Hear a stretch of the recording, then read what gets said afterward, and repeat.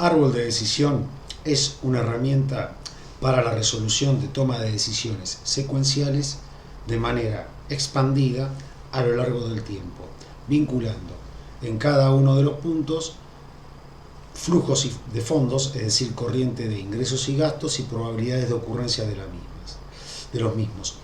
Básicamente nos permite ordenar secuencialmente un problema de decisión entre dos o más estrategias.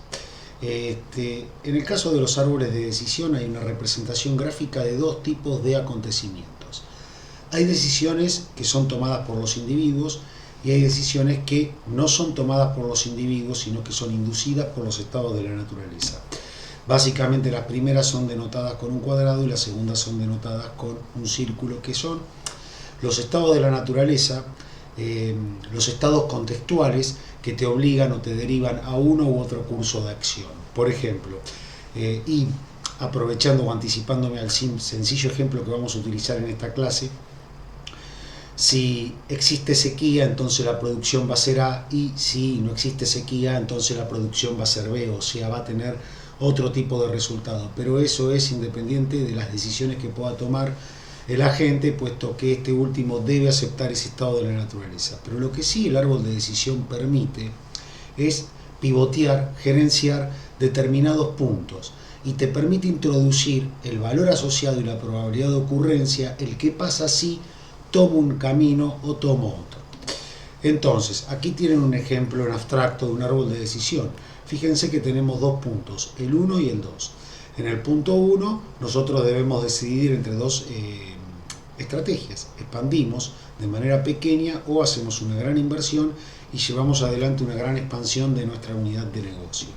Si expandimos de manera pequeña, tenemos un estado de la naturaleza, que la demanda pueda ser baja o la demanda pueda ser alta.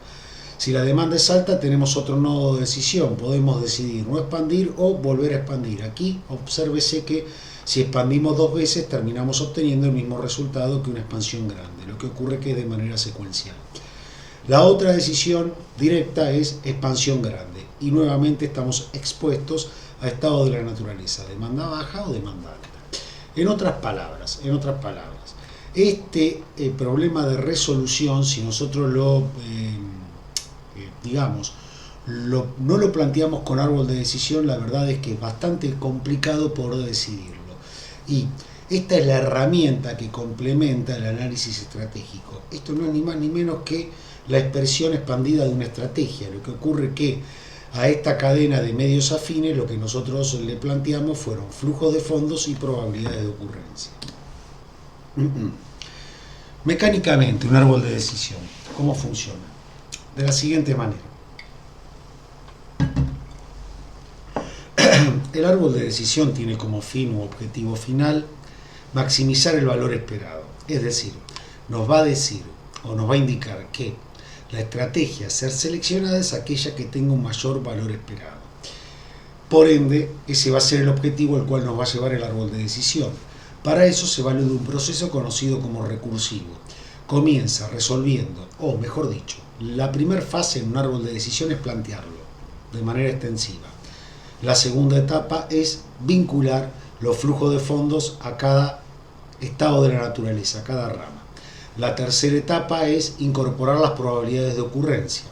Una vez que está planteado el problema, directamente se debe resolver. Y el proceso recursivo se resuelve desde el futuro hacia el presente, de adelante hacia atrás, si se quiere, en donde lo que se hace es juntar cada rama, es decir, cada rama tiene asociada una probabilidad de ocurrencia, de éxito o fracaso.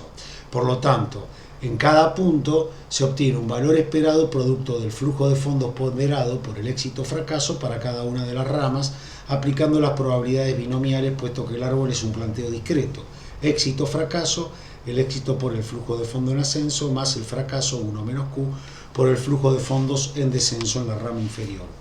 ¿A qué tasa se actualiza? Este es un tema que voy a tomar sobre el final de todas estas filminas con un ejemplo un poco más complejo. En realidad es el talón de Aquiles de los árboles de decisiones. Por ahora les voy a decir que actualizan a la tasa ajustada por riesgo. ¿Cómo funciona un árbol de decisión? Utilicemos el siguiente ejemplo muy sencillo. Un agricultor debe optar por las siguientes estrategias: un cultivo resistente a la sequía A, pero de bajas ganancias, o en la parcela cultivar una semilla menos resistente B, pero con un mayor margen, en el caso de que el clima obviamente sea favorable. Si opta por A y hay sequía, recibirá una ganancia de 30, por el contrario, si no hay sequía, estima ganar 40. Si opta por B y hay sequía, se estima ganar 10, pero si no hay sequía, obviamente que las ganancias se van a ver apalancadas, potenciadas a 50. Las probabilidades de ocurrencia de sequía, según los reportes del pronóstico, son de un 45% para la próxima campaña y la tasa ajustada por riesgo asciende un 10%. Bien, ¿cómo estructuramos el problema? De la siguiente manera. Tenemos dos alternativas: cultivar A o cultivar la semilla B. Si cultivamos A, puede ocurrir que llueva o no llueva. Lo mismo vale para B, llueve o no llueve. En el caso de A, si llueve, obtenemos una ganancia de 40. Y si no llueve, obtenemos una ganancia de 30. En el caso de B, si llueve, obtenemos una ganancia de 50. Y si no llueve, obtenemos una ganancia de 10. Las probabilidades asociadas a la lluvia son del 55% y a la sequía del 45%, obviamente para cada uno de los cultivos. Obsérvese, aquí está el planteo. ¿Por qué alternativas optamos? ¿Por A o por B? Optaremos por aquella que arroje el mayor valor esperado. Vamos a resolverlo. En este caso, si lo resolvemos, aplicamos recursivamente el planteo. Es decir, ¿cuál es el valor esperado de A? Es el valor esperado en el escenario el valor obviamente del escenario si llueve, 40 por su probabilidad de ocurrencia, más el valor en el escenario si no llueve por su probabilidad de ocurrencia, descontado a qué tasa, la tasa del costo de capital. Lo mismo para B. Daría 32,27 en el caso de A y 29,09 en el caso de B, aplicando la ecuación o la expresión de valor esperado. ¿Cuál es la alternativa a seleccionar? En este caso, la alternativa a seleccionar es la alternativa A. Pusimos una función lógica, obviamente, entre seleccionar entre A y B. Vamos a quitar las flechas. Aquí tienen la resolución. Otra forma de poder resolver un árbol de decisiones, la resolución matricial, muy empleada en teoría de juegos.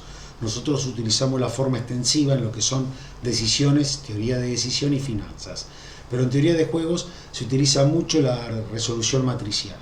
La matriz se compone de columnas de decisión, A o B, y en las filas ponemos los estados de la naturaleza, llueve o no llueve. En las columnas van las decisiones, en la fila van los estados de la naturaleza, y en los nodos va cada uno de los pagos asociado a la decisión y el estado de la naturaleza. A 40-30, B 50-10, probabilidades de ocurrencia, una columna más, puesto que tenemos que actualizar, dado que esto no es instantáneo, y finalmente los valores esperados, el valor esperado de A y el valor esperado de B. La decisión a tomar obviamente es A.